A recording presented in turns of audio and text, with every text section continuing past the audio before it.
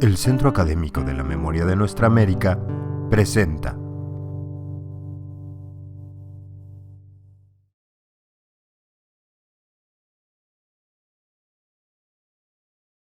una reflexión que he estado trabajando en los últimos meses, diríamos el último año, que tiene que ver con las sociedades de riesgo, que tiene mucho, o bien tiene su fundamento sobre cómo nuestro actual estilo de vida ha generado precisamente que vivamos en una situación de riesgo constante. Ya veremos por qué. Viene una serie de imágenes para aterrizar un poco más estos números y esto que decimos, pero que me parece que a través de la imagen, como actualmente nos acabamos de ver, pues nos permite traer a la realidad o tratar de traer a la realidad lo que nosotros estamos pensando de la manera más abstracta a veces. Y entonces, bueno, estos son tipo de fábricas que están en muchas partes del mundo y que generan grandes cantidades de emisiones de gases de efecto invernadero, el CO2, el metano, óxidos de nitrógeno, ácido sulfúrico, que en los últimos 5.000 años no habíamos vivido una situación como la que estamos viviendo actualmente. Igualmente, los sitios en donde se están virtiendo sustancias químicas contaminantes, pues no solamente es la atmósfera, también es el aire, el agua, el suelo. Y, por ejemplo, tenemos estadísticos que nos hablan de que esta contaminación química está afectando a la salud de las personas. 1.7 millones de niños mueren cada año por la exposición a contaminantes. Y esos son los que mueren. Hay mucha gente que queda discapacitada al estar expuesta a sustancias químicas, que es todavía una mayor cantidad, y que esto se va replicando en muchos de los países en donde actualmente se está llevando el proceso de industrialización. La industrialización está ahora en América Latina, en Asia y en África. En los países al norte, o los países ya industrializados, realmente están en otra etapa de su desarrollo, después de la globalización, y ellos están en la desindustrialización, es decir, se han desindustrializado porque han transferido sus industrias a nuestros territorios. Muchas veces pasamos por encima de estos ríos y no nos damos cuenta de lo que está pasando. Este es el de arriba es el río Lerma, aquí rumbo a la ciudad de Toluca, pasamos por el municipio de Lerma. Este río termina en el lago de Chapala y después continúa su viaje hasta las costas de Nayarit. Este es el río Atoyac, el de abajo. Nace de la zona de volcanes, viaja hacia los estados de Tlaxcala, Puebla, termina en la presa Valsequillo y de ahí surge formando el río del Balsas, terminando en las costas de Guerrero. Y bien, uno de los grandes problemas de este periodo en el que vivimos es que nuestro modo de vida requiere de grandes cantidades de alimento, y esas grandes cantidades de alimento requieren y dependen de sustancias químicas como fertilizantes, nitrógeno, fósforo, calcio, y también insecticidas, fungicidas, acaricidas, bactericidas, en fin, un producto alimenticio, por ejemplo el maíz, utiliza alrededor de 20 sustancias químicas. Para producir jitomate se utilizan como 30 sustancias químicas. Las uvas, como unas 30 a 40 sustancias químicas. Estamos viviendo en un mundo en el que cada vez, y más bien ya dependemos de estas sustancias, y genera un impacto al medio ambiente esta presencia de fertilizantes, que lo podemos medir como niveles altos de nitrógeno en las costas, igual de fósforo, que son finalmente también productos que utilizan los organismos para crecer. Y entonces en las costas tenemos florecimientos algales nocivos que producen mortandad súbita de peces y otros organismos, ¿no? Y no solamente es en las costas, también en los lagos o también en los ríos o en las presas.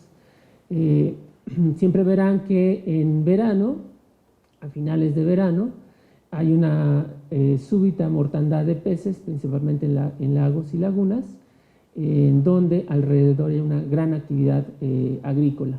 Y entonces luego la gente se pregunta, ¿por qué murieron tantos peces? Bueno, pues porque en la época de lluvias hay un gran arrastre de fertilizantes, sustancias químicas hacia estos cuerpos de agua. Bien, se puede medir precisamente este proceso de eutrofización, que así lo llamamos, a través de incrementos de nutrientes. Se puede medir a través de aumento de clorofila, de producción primaria, de macroalgas, algas nocivas, y todo altera la calidad del hábitat, y las principales víctimas son los organismos acuáticos. Pero posteriormente van a ser también nosotros, porque ha ocurrido en esas temporadas pues problemas de salud por consumo de alimentos contaminados. La contaminación que hemos generado hasta ahora es altamente costosa. Reduce la productividad de las personas, aumenta gastos de atención a la salud, reduce la calidad de vida, la esperanza de vida, se pierden servicios ecosistémicos, se producen gastos para revertir daños ambientales, y los países como el nuestro están ocupando alrededor del 2% del Producto Interno Bruto solamente para atender la salud de las personas afectadas por la contaminación. Ese es uno de los reportes que recientemente se publicó y que incluso muestra que la contaminación ambiental se ha convertido en un problema epidemiológico o epidémico.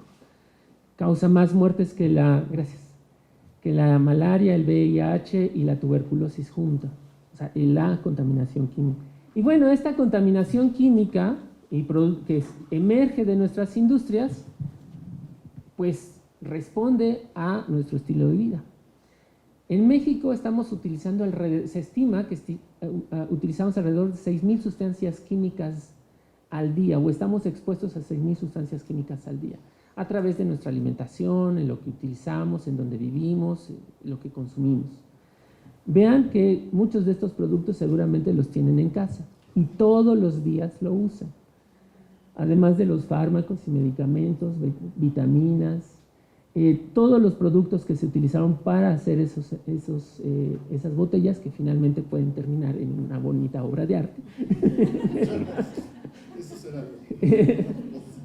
Y todos son materiales en los que utilizamos diariamente. Entonces, esa contaminación química que afecta el medio ambiente, la atmósfera, el agua, el suelo, pues bueno, es necesaria para producir todos estos. Por ejemplo, la ropa que utilizamos ocupa una gran cantidad de agua. Por ejemplo, para una playerita como esa, alrededor de 2,000 litros de agua. Unos jeans, 11,000 litros, unos tenis, 4,400 litros. Es decir, estamos cargando agua virtual, se conoce así, alrededor de 18,100 litros. Cada uno de nosotros, ¿sí? Bien. La industria textil es de las más contaminantes. Lo más seguro es que ustedes nunca vean un drenaje de una empresa textil, pero si algún día me quieren acompañar, podemos ir a conocerlas, que se ven más o menos así. Una industria textil lo que utiliza para producir lo que estamos utilizando, necesita colorantes, grupos azo, carbonilos, metilos, nitratos y quinoides. Eso genera una demanda química de oxígeno, es decir, las sustancias químicas que se viertan ahí necesitan oxígeno en la reacción química que generan. Incrementan el pH a 9 y 11, generan sólidos totales, salinidad, agentes surfactantes, solventes, fibras, aniones, metales pesados, colorantes como cobre, níquel, cromo y cobalto, y también microplásticos, ¿no? Las fibras sintéticas ya ahora se sabe que están generando los microplásticos y nanoplásticos que se encuentran en el océano, en los ríos, en la atmósfera, incluso en aguas de lluvia. Ahora vamos a nuestras tecnologías. También requerimos una gran cantidad de materiales, las computadoras, no se alcanzan a ver los números, pero bueno, se generan 400 millones de toneladas anualmente de residuos electrónicos, de los cuales metales pesados, bifenios policlorados, dibenzodioxinas, dibenzofuranos, oro, platino, cobre y plásticos son los que generalmente se están produciendo todos los días. Cada vez que una empresa telefónica les llama, les dice, ya puede usted renovar su celular, y van y están corriendo a comprar su nuevo celular, pues están generando esta cantidad de residuos. Por cierto, estos residuos ahora son una industria. La industria minera está captando una gran cantidad de oro, platino, cobre y plásticos para reciclar. De hecho, China es de los países que más reciclan, pero nosotros también ahí vamos. Bien, regresando a las sustancias químicas, estas no solamente quedan en donde se están aplicando, sino que muchas de esas se aerolizan, se volatilizan y surcan los cielos y llegan a los polos.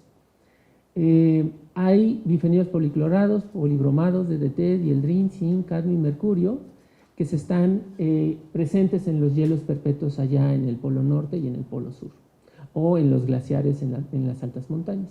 Con el cambio climático y el derretimiento de los hielos, esos contaminantes que durante toda la revolución industrial se han generado y que están allí, van a ser liberados nuevamente y se sumarán a los que nosotros actualmente estamos produciendo.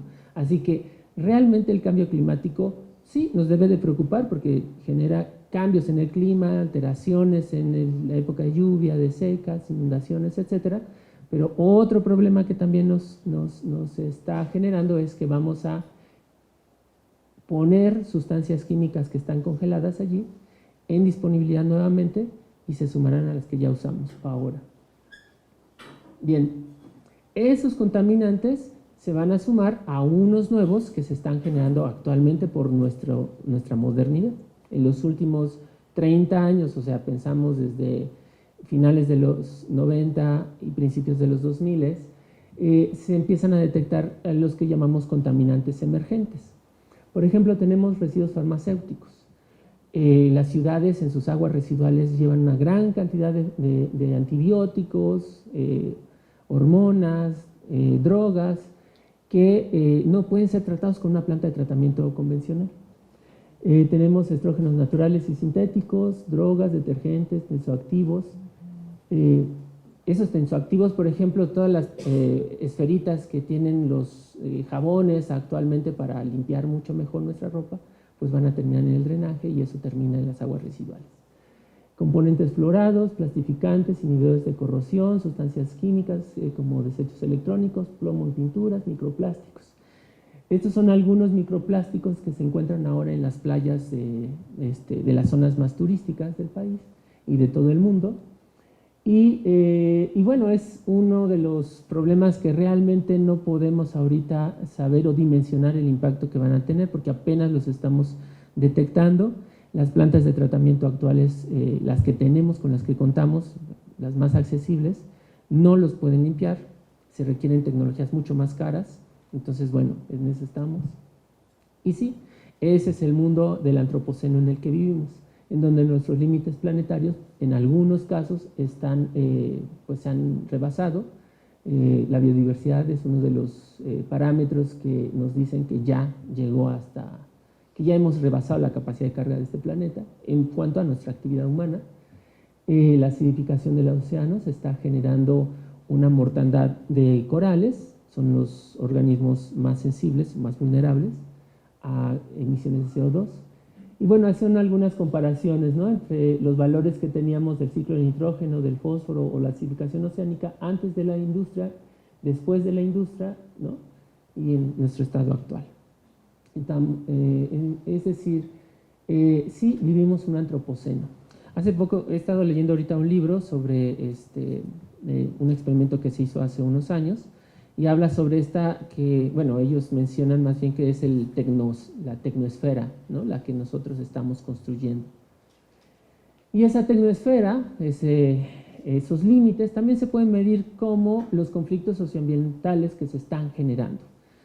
Como ven, necesitamos materias primas para producir las cosas que nos gustan y las cosas que nos gustan terminan como residuos. Esta industria minera que genera realmente muchísimas ganancias, pero que no quedan en los territorios porque muchas de las mineras no pagan impuestos, porque lo que extraen es roca, ¿no? Entonces la roca pues no tiene ningún valor. Después ya se puede extraer los metales, pero los metales pues ya se juegan aquí en las casas de bolsa y entonces van a China, bueno, a Asia o África a producir los materiales que después regresan a Norteamérica o Europa o a los países, ¿no? Entonces tenemos esta zona que es altamente conflictiva. Bolivia, que tiene que actualmente, y ustedes saben que nuestra Sudamérica está en conflicto, porque ha sido de las regiones más exfoliadas en las últimas décadas. Actualmente Bolivia se está constituyendo como una industria de litio, es decir, con esta gran... Sí, exactamente, porque el litio viene en nuestras pilas de celulares y es un gran reservorio de energía que está impulsando la industria de energías renovables. Bien, Ulrich Beck, él es un alemán que propone una teoría sobre las sociedades en riesgo o la sociedad de riesgo, que es esta sociedad en la cual estamos en la posmodernidad, hemos dejado atrás la industrialización, bueno, obviamente pensando en ellos como alemanes, pero que habla sobre la gran paradoja en donde nuestra sociedad ha alcanzado un punto más alto de industrialización, avance tecnológico y una mayor capacidad de adaptación y plasticidad a la naturaleza. Al mismo tiempo, somos víctimas de nuestro propio desarrollo, es decir, todo lo que nosotros estamos usando está revirtiendo igual en nosotros. Pero esto no es nuevo. Charles Baudelaire, en 1861, hace una crítica a la sociedad parisina de esos años, en donde dice que es la sociedad más estúpida que ha aparecido en la historia actual de la humanidad, ¿no? Los procesos de riesgo son causados por los humanos, los peligros por las causas naturales. Y hay una gran incertidumbre en nuestra vida, ¿no? No se sientan mal cuando ustedes piensan, ¿y qué me voy a dedicar cuando sea más grande? Pues es una gran incertidumbre realmente. Sabrán que ustedes ya están viviendo una sociedad de riesgo. El riesgo además es un riesgo global deslocalizado, es decir, por ejemplo, Nokia produce vende sus celulares o su matriz administrativa está en Europa, pero está generando riesgos ambientales en Asia, ¿no? Es incalculable porque no podemos calcular cuál es el impacto que tienen los residuos electrónicos actualmente a nivel planetario. Y no hay una compensabilidad de esos daños. Los riesgos alteran a nivel espacial, temporal y socialmente. Desafortunadamente, estos riesgos son deslocalizados, es decir, por ejemplo, nosotros en México no generamos un riesgo por la disposición de residuos de baterías de automóviles, porque no producimos muchísimas. Pero México recibe una gran cantidad de baterías de automóviles de Estados Unidos para el reciclado. Entonces, Estados Unidos nos está generando un riesgo a nosotros y nosotros no tenemos control sobre ese riesgo. Es decir, hay una deslocalización de riesgos. La sociedad de riesgo puede categorizarse o clasificarse como una sociedad con mayor necesidad de tomar decisiones. Necesitamos conocimiento, una gran necesidad de conocimiento, que este conocimiento puede ser científico por experiencias o incluso imaginativo, es decir, nos podemos inventar la explicación de las cosas, ¿no? Es una sociedad con mayor inequidad social, asimetrías de acceso a información, quién compensa los daños, quién recibe los daños, quién está pagando por esos daños, quién paga los costos. Son sectores sociales de la sociedad que produce riesgos y se beneficia de estos, es decir, hay grupos sociales que se benefician de los riesgos que están generando, que además al mismo tiempo ellos mismos determinan la peligrosidad de un producto, los peligros, los riesgos. Además deciden cuándo hay un riesgo, un causa-efecto. Por ejemplo, sabemos que la contaminación atmosférica nos causa un daño y nos han establecido unos límites máximos permitidos de contaminantes en la atmósfera. ¿Y quién definió esos límites máximos permitidos y por qué los definieron? ¿Sabían ustedes que, por ejemplo, la Ciudad de México, sus límites máximos permitidos son mucho más altos que los que tiene, por ejemplo, una ciudad como San Diego o Nueva York? Es decir, alguien dijo que nosotros resistimos a más niveles de contaminaciones que los neoyorquinos. Y entonces cuando uno pregunta, ¿y por qué los definieron? Ah, porque pues es que es México. Entonces México aguanta más, ¿no? Las sociedades son más participativas y se movilizan, y la responsabilidad del Estado se contrae y esta se descarga en la sociedad civil. Hay más opciones de acción, se generan nuevas fuentes de legitimidad. Es decir, actualmente ustedes saben que nos están diciendo, bueno, la sociedad tiene que participar más. Pues participas, pero solamente de cierta manera, como yo digo que tienes que participar. Es decir, votando, no puedes hacer otra participación más que votar, ¿no? En fin, hay una gran necesidad de esto. Esta es la Ciudad de México, vamos a aterrizarnos un poco más a nuestro valle. Este es un bonito mural que si no han visitado la Casa Presidencial de los Pinos, donde vivía Peña, pues este mural está allí, está enorme, es gigante.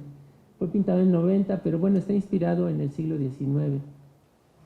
Pues este Valle de México ha ido aumentando en los últimos años y aquí podemos ver esta gran aceleración que nos mencionaron, ¿no? Así es como creció la Ciudad de México, porque se globalizó, entró en el proceso de globalización. Actualmente se ve así nuestro valle, ¿no? Es muy bonito. En un día limpio, ¿no? Previo a la contingencia. Bien, pues fíjense que nuestra Ciudad de México pues ha tenido un crecimiento, ahí está la gran aceleración, ¿no? El crecimiento poblacional, que llegó hasta su pico máximo más o menos a finales de los 90 y tiene un crecimiento más lento hacia los últimos años, pero bueno, no ha descendido. Y esto pues es producto de que aquí se concentra el poder político, económico, ¿no? Y social. Nada más, imagínense, bueno, regresándome, sí, eso es más real, ¿no?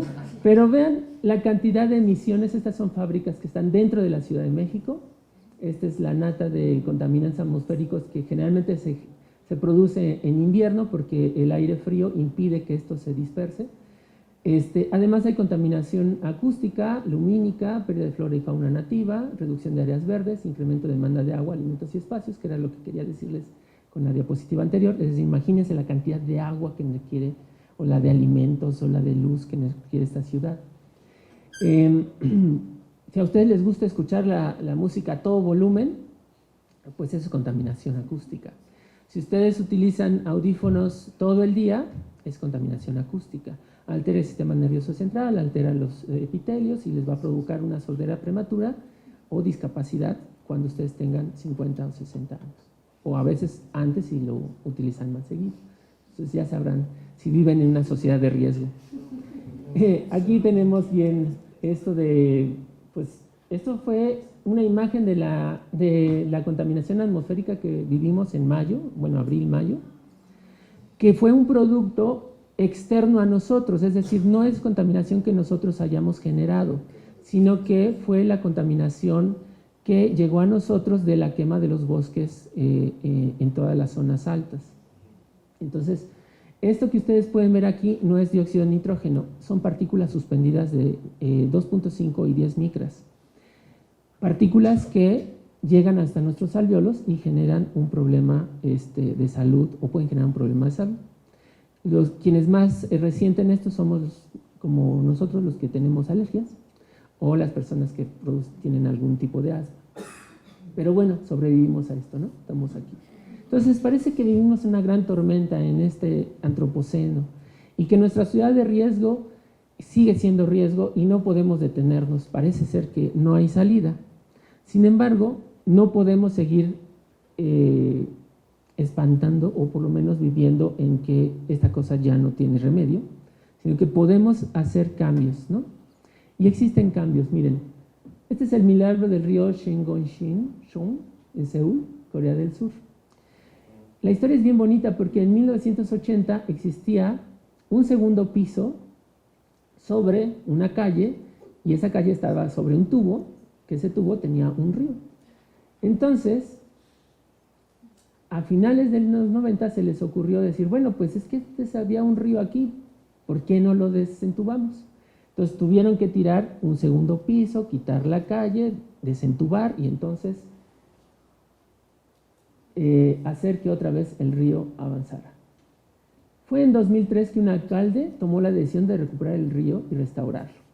Se invirtieron 367 millones de dólares. Se demolió una autopista y un segundo piso. Se desentubó el cauce del río, se instalaron estaciones de bombeo para llevar agua al río cercano y entonces iniciar el proceso de restauración.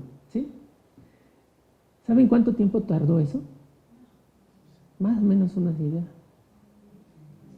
10 años, ¿verdad? 3 años. 3 años lograron hacer esto, los coreanos. Restauraron 5.8 kilómetros del río. ¿Sí? Muy cortitos. Bien, solamente por este sistema de agua, la temperatura local descendió 5 grados centígrados. Las partículas suspendidas, estas PM10 de 2.5, descendieron de 74 a 48 microgramos por metro cúbico.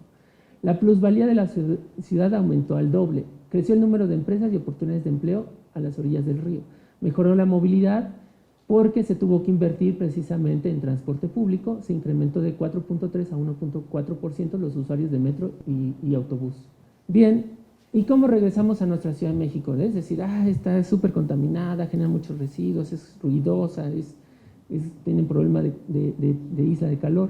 Bueno, también podemos construir esto que le llaman resiliencia. Hacia allá estamos tratando de que vayan las cosas, ¿no?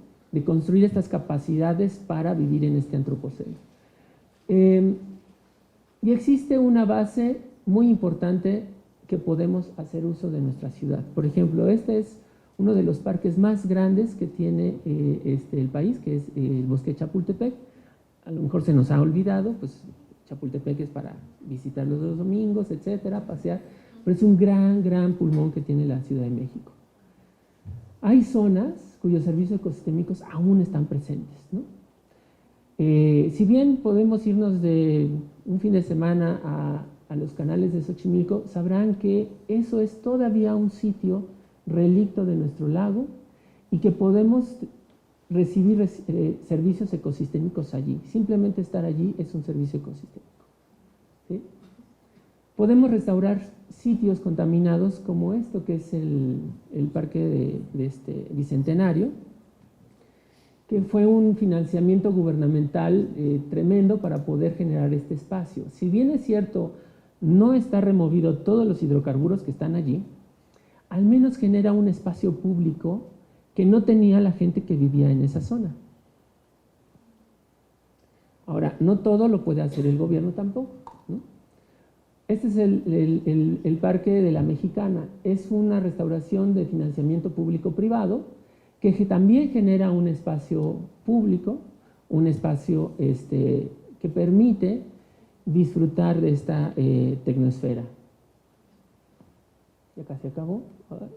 Bien. Y este es un sitio de conservación de protección ejidal y comunal. Esta es la Magdalena Contreras, ¿sí? Vean cómo tenemos espacios que nos dan estos servicios ecosistémicos y que se han mantenido, ya sea porque hay inversión gubernamental, porque a lo mejor hay un grupo de personas interesadas que tienen capital para invertir en esos espacios, o porque hay reservas que se han mantenido gracias a que son o pertenecen a las comunidades originarias de nuestro Valle de México. Y están otros espacios como este, que sin intervención de la humanidad, de la sociedad, se están restableciendo de manera natural, como es este lago, que se encuentra en el Valle de Chalco, y que debido a la sobreexplotación del agua para abastecer a parte de la Ciudad de México, se ha generado un proceso de subsidencia, es decir, de hundimiento, que permitió que se acumulara agua de lluvia, y ahorita ya es un ambiente permanente y ya empezaron a llegar aves migratorias. El año pasado se avistaron flamencos, ya hay de los pelícano blanco también llega. Entonces es un ambiente realmente excepcional. Y bueno, está la Sierra de Santa Catarina, que del otro lado está súper urbanizada, pero de este lado afortunadamente no le han puesto el ojo, y ya toda esta zona se considera como zona de área de conservación. Muy bien. Y en nuestra sociedad de riesgo, al final de cuentas, lo que necesita es una mayor necesidad de tomar decisiones, pero ese conocimiento tiene que ser científico. No todo tiene que ser experiencia o por creatividad, es decir, no porque alguien diga, ay, se me ocurre que aquí va a haber un parque, ¿no? Tenemos que basarnos en datos científicos. Tenemos que tener mayor acceso a la información y compensar los daños. Tenemos que determinar los peligros de los productos y los riesgos a los que nos vamos a enfrentar.